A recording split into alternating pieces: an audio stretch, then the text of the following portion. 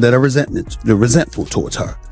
But it's really not about her, guys. It's about what she represents. To be clear, Caitlin Clark is being fouled at a record rate.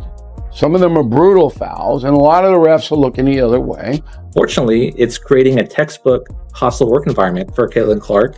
And under Title VII of the Civil Rights Act, the federal government does have an ability to... So Caitlin Clark just broke some massive news, and it's definitely not the kind fans wanted to hear. After enduring months of rough hits, no protection, and constant disrespect, she's officially done for the season. That's right, Caitlin Clark is sidelined.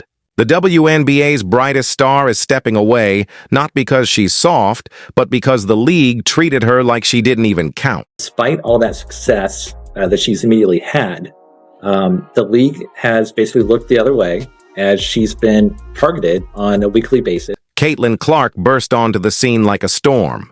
The moment the Indiana Fever signed her, everything changed. The WNBA got a real taste of what true media spotlight feels like. Sure, there have been rookies before, but none came close to this. Clark wasn't just another player.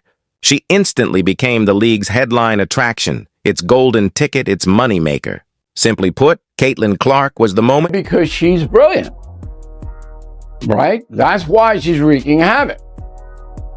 Because she is... The numbers? They said it all, louder than any headline could. The WNBA app's engagement skyrocketed by an unbelievable 6,313%. Be honest, who even opened that app before Caitlin Clark showed up? Practically no one. Then boom. Subscriptions shot up 366% overnight. Fans literally started paying just to keep up with her journey. Now let's talk merchandise. Pure madness. Sales exploded by 610%. Everyone wanted a piece of Caitlin. Her jersey, her number, her name. And the Indiana Fever? She didn't just elevate the team, she transformed it. Their franchise value didn't just rise, it tripled, from being almost invisible to becoming one of the league's most valuable teams, all thanks to one player. One rookie who changed everything. Mention about Caitlin Clark. Caitlin Clark has had a seismic impact on the WNBA ever since she first joined. Merchandise sales. And somehow all this success sparked chaos across the league. You'd think the WNBA would celebrate, throw a parade, build her a statue, maybe even wrap her in bubble armor to keep her safe. But nope. Instead, her rise outshined three-time MVP Aja Wilson, and that's when the silence hit. The league went into quiet panic mode. Why? Because a rookie, and yes, a white rookie, was doing what seasoned stars hadn't. Suddenly, this wasn't just about basketball anymore. It became a story about politics, pride, and pure envy. After she was drafted and heading into her rookie year, Aja Wilson, who is a three-time MVP of the league, she's won the championship for the Las Vegas Aces, she came out and addressed the attention that... What's wild is that Caitlin Clark never asked for any of this chaos. She just went out there and played her game, but the moment her face started dominating every highlight reel, everything changed. The backlash came fast, and it wasn't quiet, classy, or safe. It was ruthless. And now, here's the bombshell. She's stepping away. Caitlin Clark is officially out for the season. Not because she's lost her edge, far from it. She's out because months of physical hits and non-stop pressure finally took their toll. On the court, she's been beaten down. Off the court, she's been burnt out. On harder fouls and at a higher rate than any of her peers.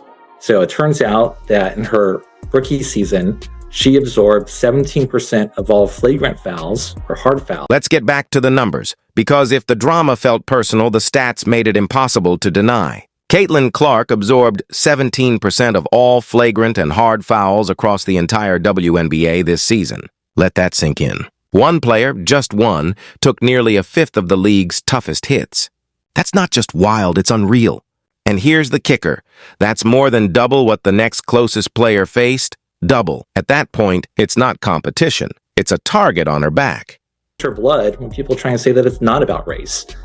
And so, unfortunately, it seems like there's a lot of commentary that's being made by players when they're on camera and they don't report. And these weren't harmless bumps either. We're talking full-on mid-air collisions, blindside shoulder slams, the kind of hits that belong in a rugby match, not a basketball court. Meanwhile, as Caitlin Clark kept getting knocked around game after game, the referees might as well have grabbed some popcorn and watched. Viral clips showed her getting fouled 3, sometimes 4 times in a single possession. And still, nothing. Total silence. The refs just stood there like they'd forgotten they were supposed to do their jobs. Than double the rate of any of her peers. This is not something that you would see occur to any other top star in any other league. And I think a lot of fans are scratching their heads of why the league is allowing this to continue. And here's the wildest part.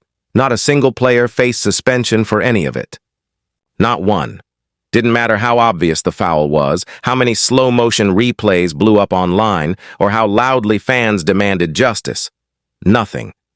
The league just turned a blind eye. Tell me how that makes sense. Even one analyst said it plain as day. She's one flagrant away from a career-ending injury. And now, that grim prediction has come true. Caitlin Clark is officially out for the season. There's a lot of jealousy and animosity, and that can be understood, right? If you've been a VP of the league in the past, yet you were unable to. But here's where things really heat up, because this whole situation, it's way bigger than hard fouls or on-court rivalries. It cut deeper. A'ja Wilson herself said it straight. Race is a huge thing. It boils my blood when people act like it's not. That's a 3-time MVP saying it live, unfiltered, no hesitation. And in that moment, you realize Caitlin Clark isn't just battling defenders anymore. She's caught in the middle of a cultural storm she never asked to be part of, carrying the weight of something far beyond basketball. To achieve the visibility and perhaps the endorsements that Caitlin Clark has received right out of the gate, it shows that it's normal to assume that there would be some degree of resentment. However, the concern is that that resentment is then leading to targeting on the court. Veteran black players who've spent years grinding in the league without the media hype, big endorsements, or national attention. Yeah, some of them are frustrated. And honestly, it's understandable. Then along comes a white rookie, and suddenly all eyes are on her. The spotlight shifts overnight. But here's the problem. When that frustration turns into on-court retaliation, it stops being about fair competition. That's when the game crosses a line, and the conversation gets a whole lot bigger than basketball. Because Ms. Clark's civil rights are being violated as she is targeted on the court, the basketball court, and no one's protecting her. Is that what you're saying? The thing is, Clark never said a word about race, never pointed fingers, never played victim. But the second she became the face of the league, the resentment kicked in, and the foul count followed. She basically became the scapegoat for decades of ignored black talent. And while that debate is worth having, it sure as hell shouldn't be settled with elbows and cheap shots. Make sure that does not happen. That is the weirdest thing in the world, but it is what it is, and I'm glad that Caitlin has a great head on her. Even her own teammate Sophie Cunningham had to admit it. The star player of the league is not being protected. That says it all. Not opponents, not fans. Her own teammate called the league out. And when you're getting assaulted weekly and no one's doing anything about it, that's not a game anymore. That's a lawsuit waiting to happen. Done for the WNBA what Michael Jordan did. This, legally speaking, is textbook hostile work environment. Under Title VII of the Civil Rights Act, you don't need anyone shouting slurs in your face to prove racial discrimination, unequal treatment in a pattern of negligence. That's more than enough. And if this goes to court, the WNBA is going to have to explain how their most valuable asset was allowed to be hunted like that without so much as a warning call. And the amount Caitlin Clark is being fouled compared to any of her peers in the league, or the treatment that she receives compared to any other top stars in any other leagues, there's no comparison. Because of all this nonsense, we're here. Caitlin Clark, the only reason half the country even remembers the WNBA exists, is done for the season. She came in trying to play basketball, broke every rookie marketing record in the book, and ended up getting clobbered on the court and iced out politically. She's hurt, frustrated, and probably wondering why the hell she signed up for this league in the first place.